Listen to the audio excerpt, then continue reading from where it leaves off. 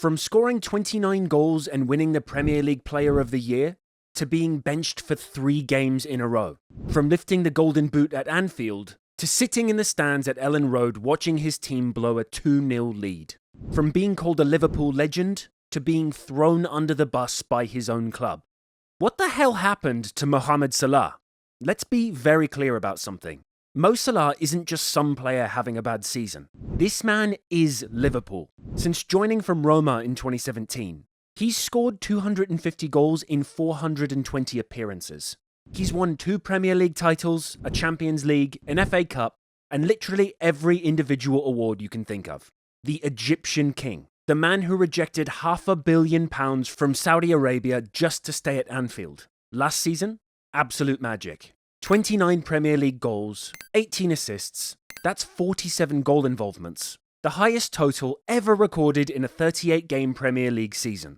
He finished 4th in the Ballon d'Or rankings, and honestly, many people thought he should have won it. He was the first player in Premier League history to reach double figures in both goals and assists before Christmas. He overtook Billy Liddell to become Liverpool's 4th all-time top scorer. At 33 years old, he was playing the best football of his career. Liverpool cruised to the title with Salah leading from the front. The fans adored him. Onslaught publicly praised him, calling him one of the greatest to ever wear the shirt. And in April 2025, Salah signed a 2-year extension that would keep him at Liverpool until 2027. It was supposed to be the perfect ending to a fairy tale story, the legend staying to chase more glory. But just 8 months later, everything has fallen apart. Think about where Liverpool were at the start of this season. Champions of England. Salah fresh off his best campaign. A new Dutch manager in Onslaught who seemed like the perfect successor to Klopp. The club spent big. £125 million on Alexander Isak, £107 million on Florian Wirtz, £90 million on Jeremy Frimpong, £50 million on Milos Kerkez, and £35 million on Hugo Ekitike. Over £400 million spent in one summer. The hype was insane. Everyone thought Liverpool would dominate again, and at first they did. 4 straight wins to start the season. Salah scored against Bournemouth on opening day, making it a record 10 opening day goals. Manager of the month for Slot in August. Everything looked perfect. But then, it all stopped. Liverpool have now won just 6 out of 15 Premier League games.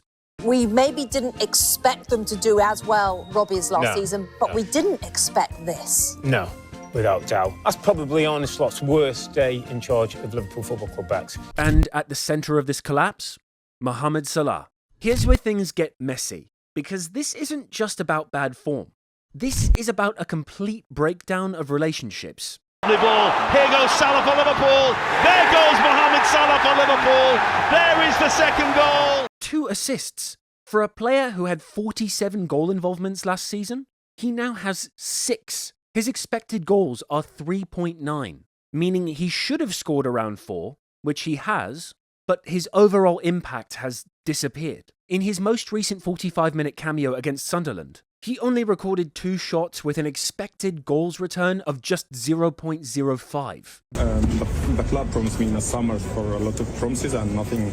So far, I'm in the bench 3 games where Liverpool desperately needed results. Salah was benched. Not just rested, not rotated, benched. Left on the sidelines while his team blew leads and dropped points. But here's the thing that nobody's talking about. When Salah signed that extension in April, the club reportedly made promises to him. Promises about his role, about being the main man, about being treated like the legend he is. According to sources close to Salah, those promises were broken almost immediately. Let me paint you a picture. Salah watches from the bench as Liverpool go 2-0 up against Leeds. Then they blow it. 2-1. Then 2-2. Salah's sitting there, itching to get on. The 70th minute comes. Nothing. The 80th minute. Still nothing. Then, in stoppage time, Leeds equalise. 3-3. And Salah never even warmed up. After the game, Salah did something he's only done 4 times in his 8.5 years at Liverpool. He stopped in the mixed zone, and he let it all out. Someone wants me to get all the blame. They keep the promise, and I said that many times before. I had a good relationship with the manager, and out of the sudden, we don't have any relationship.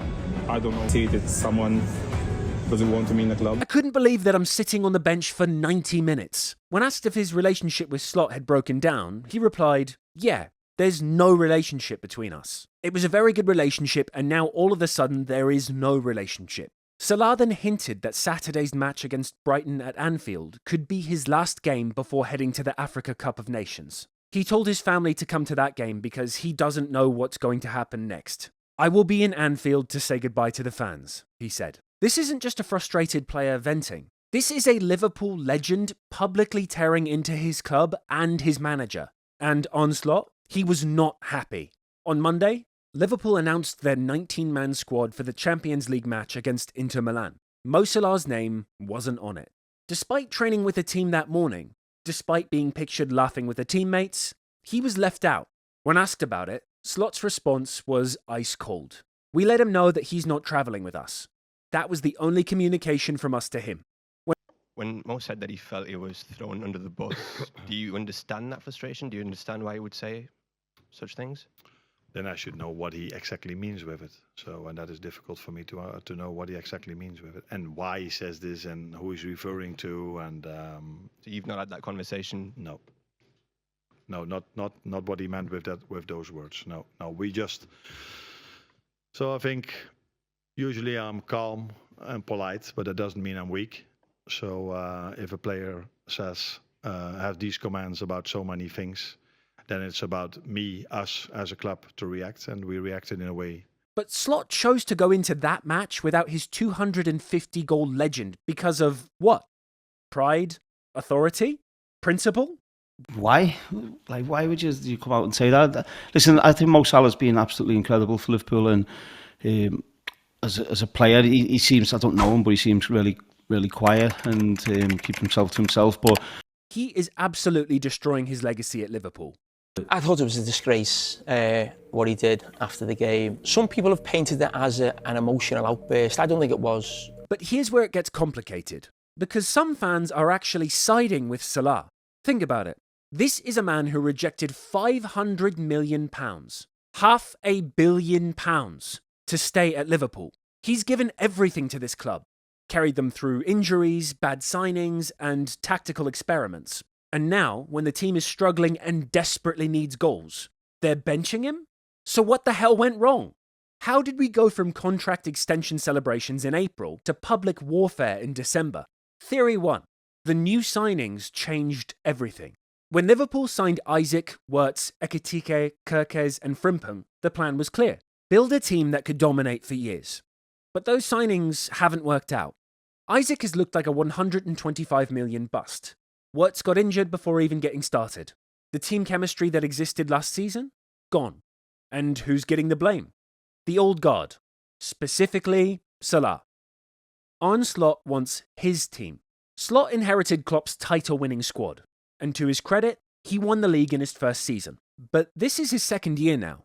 He's made his big signings. He wants to build something that's his, not Klopp's legacy. And maybe, just maybe, a 33-year-old Salah on massive wages doesn't fit into that vision. Maybe Slot sees this as a transitional season where he moves on from the old regime. Theory 3. Salah's form is actually a problem. Let's not ignore the facts.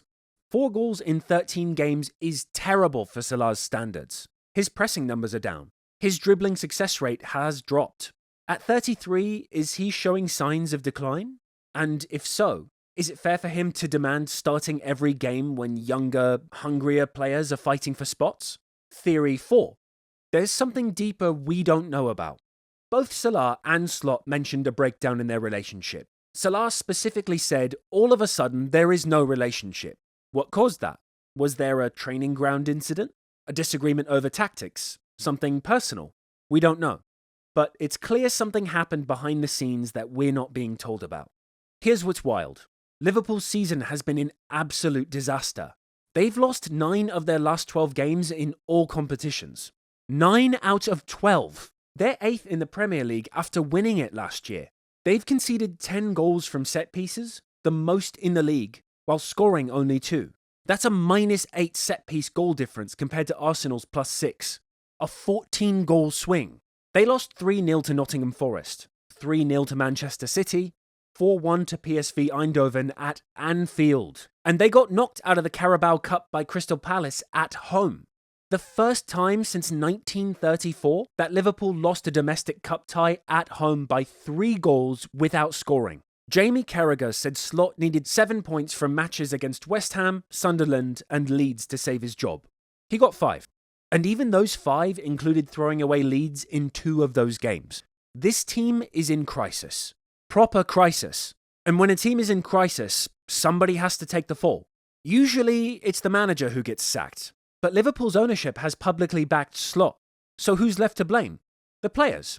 Specifically the highest paid, most high-profile player, Mohamed Salah. But here's the irony. When Liverpool was flying last season, Salah was the hero. Now that they're struggling, he's the scapegoat.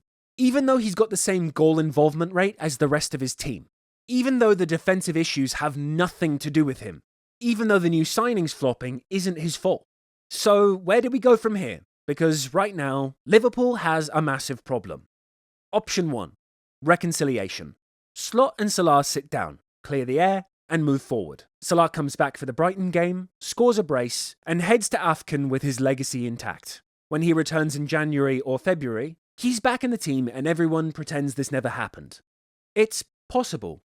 Players and managers have come back from worse. Option 2. The Saudi exit. This is the nuclear option. According to the reports, Saudi Arabia's public investment fund is ready to make a move in January. Al Hilal, Al Nassr, Al Ittihad, they all want him. They're prepared to offer wages that would dwarf even what he rejected before. And if Salah decides he's done being disrespected at Liverpool, he could force a move. Liverpool would get a massive transfer fee. Salah would get generational wealth. But his legacy at Liverpool? Tarnished forever. Option 3. He stays and fights. Salah is a proud man. A warrior. He didn't become one of the Premier League's greatest players by giving up. Maybe he uses this as fuel. Maybe he goes to AFCON, dominates, and comes back ready to prove everyone wrong. Slot would look stupid for benching him. The fans would love him even more, and he'd cement his status as an Anfield icon. Option 4. The January limbo. The most likely scenario? Salah goes to AFCON. He's gone for at least 3 games, potentially up to 8 if Egypt reach the final. During that time, Liverpool struggles without him. The team realises how much they need him. Slot's position becomes even more precarious.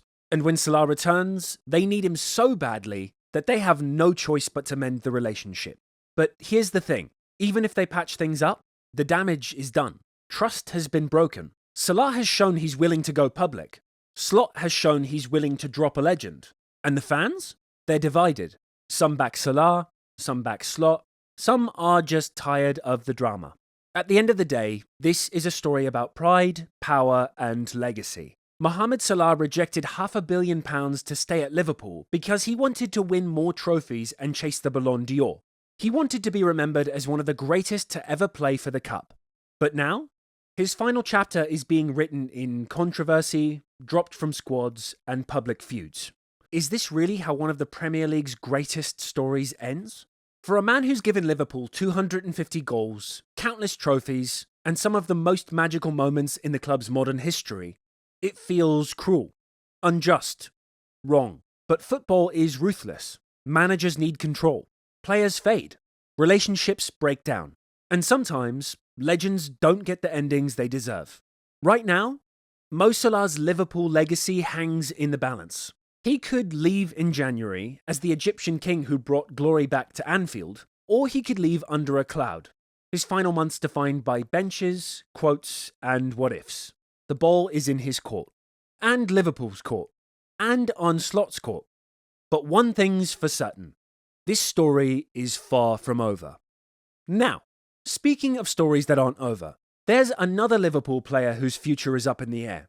To find out what's happening with Trent Alexander-Arnold and his move to Real Madrid, you need to watch this video right here.